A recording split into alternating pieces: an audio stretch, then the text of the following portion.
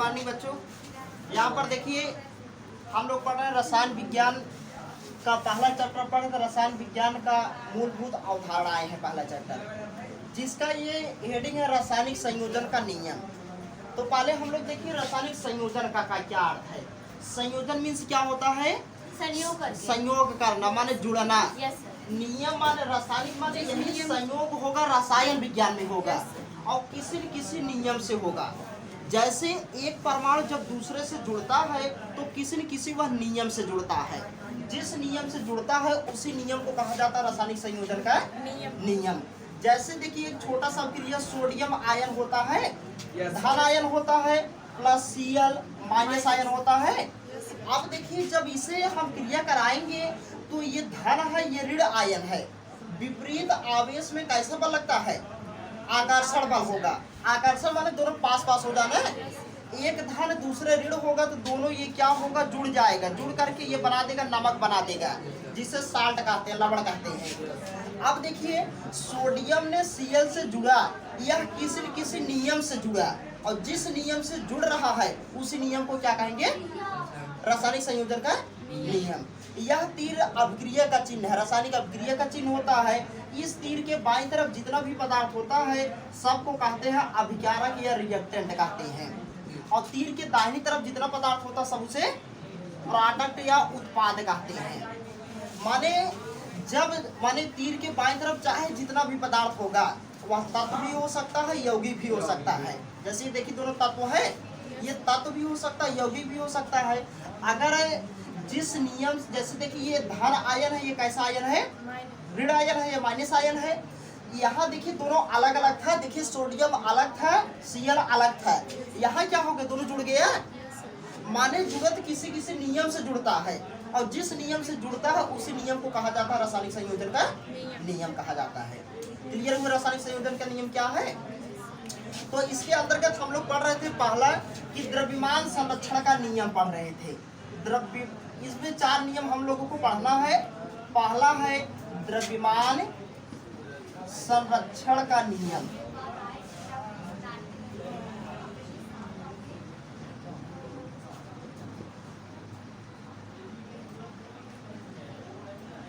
तो देखिए द्रव्यमान संरक्षण के नियम में हम लोग बताए थे, इसे किस वैज्ञानिक ने खोज किया था?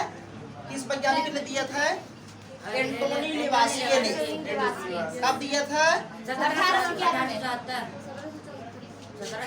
1774 ईस्वी में एंटोनी लेवासिये ने द्रव्यमान संरक्षण के नियम को प्रतिपादित किया था। देखिए इसका मतलब द्रव्यमान का अर्थ होता है परमाणुओं का भार होना। संरक्षण मीन्स क्या होता है? बचाव होना या सुरक्षा होना। नियम माने जिस नियम से, अर्थात हम कह सकते हैं कि किसी भी पदार्थ का भार अभिकारक में जितना होगा उतना ही उत्पाद में होना चाहिए। अगर दोनों का भार बराबर होगा तब उस नियम को कौन सा नियम कहेंगे? द्रव्यमान संरक्षण का नियम। जैसे देखिए ये बताए थे कैल्शियम कार्बोनेट है, CaCO3 है।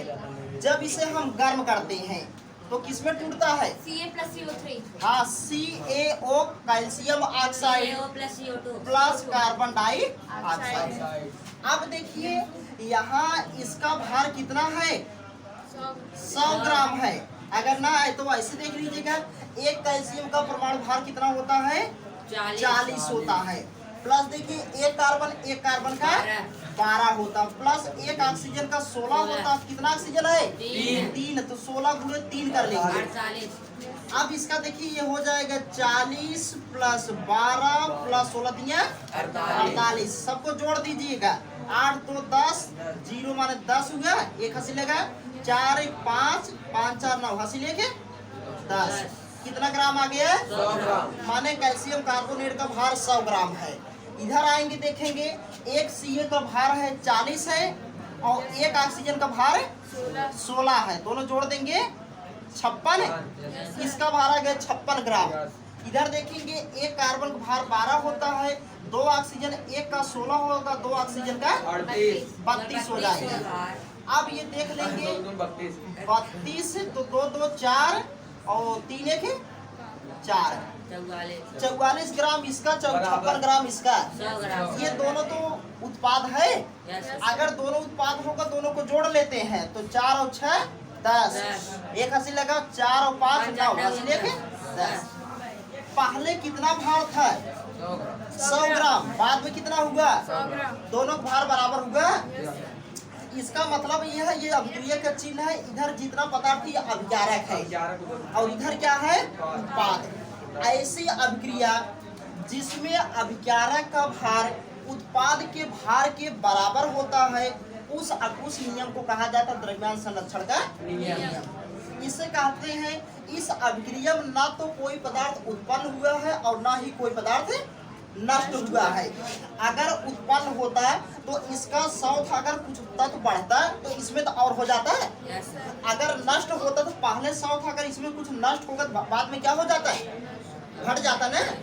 तो इस प्रकार से क्या इस यहाँ से यहाँ जाने कुछ घट रहा है या बढ़ रहा है? नहीं घट बढ़ रहा है ना। तो इसे हम कह सकते हैं द्रव्यमान संरक्षण का नियम वह नियम होता है कि जिसमें किसी भी अभिक्रिया में ना तो पदार्थों को उत्पन्न किया जा सकता है और ना ही पदार्थों को नष्ट किया जा सकता है, बल्कि एक रूप से दूसरे रूप में परिवर्तित किया जा सकता है। और इस नियम को कैसा नियम कहा जाता है? द्रव्यमान संरक्षण का नियम। ये क्लियर हो द्रव्यमान संरक्षण का नियम क्या है? दूसरा इसमें हम लोगों को पढ़ना है, पहला द्रव्यांत है, दूसरा इसमें है स्थिर अनुपात का नियम है।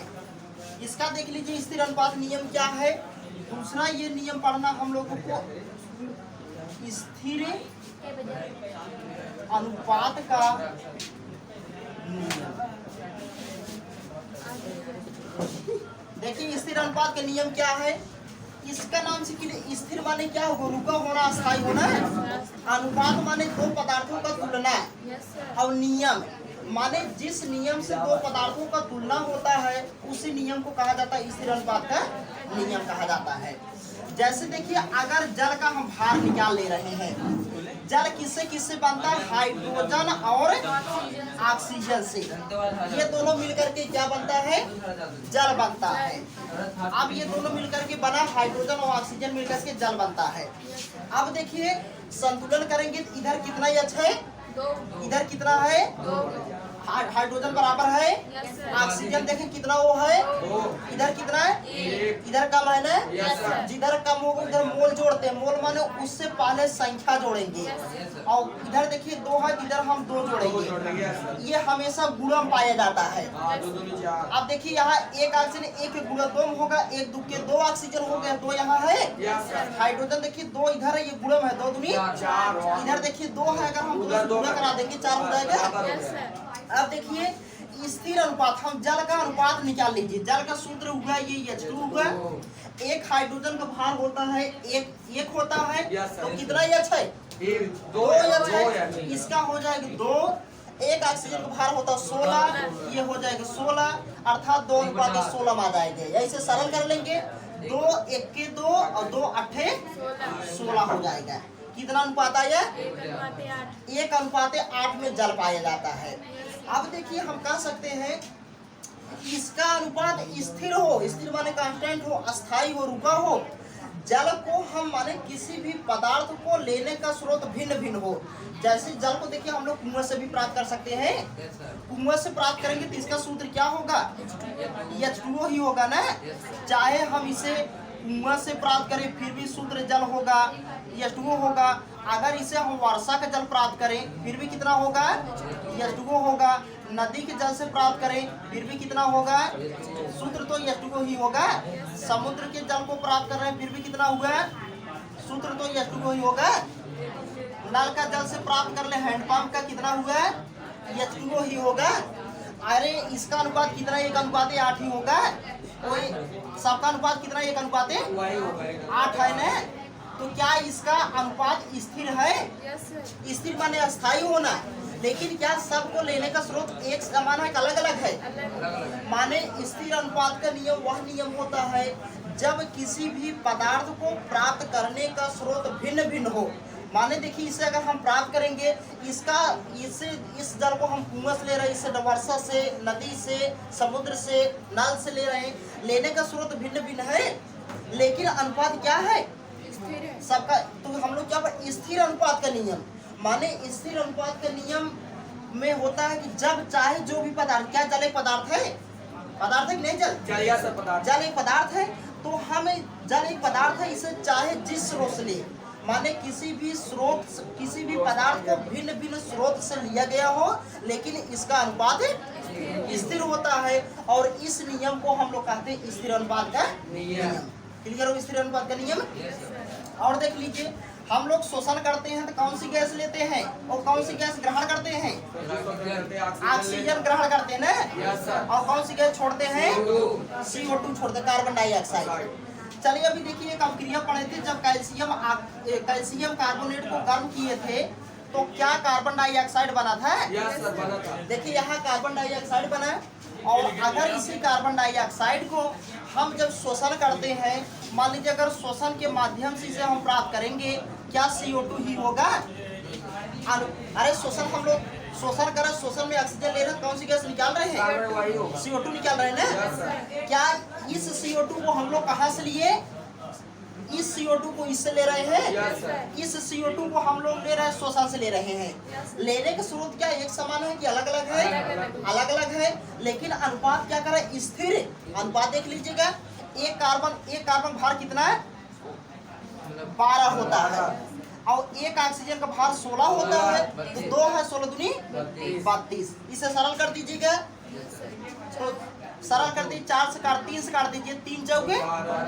3 से नहीं बटेगा सर, 4 से बटेगा। चलिए 4 से ही देख ले रहे हैं, 4 से 12 4 प्रति, हाँ 4 तिहाई 12, 4 कट रहा है, और 4 अठे 32, कितना अनुपात आ गया, 3:8। इसका अगर हम काटेंगे तो ये कितना आएगा, 3:8 ही आएगा ना।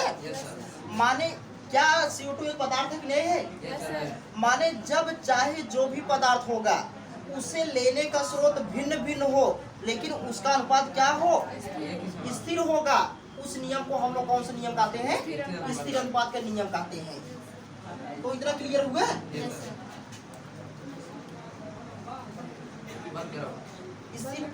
स्थिर अनुपात के नियम हो गया इतना।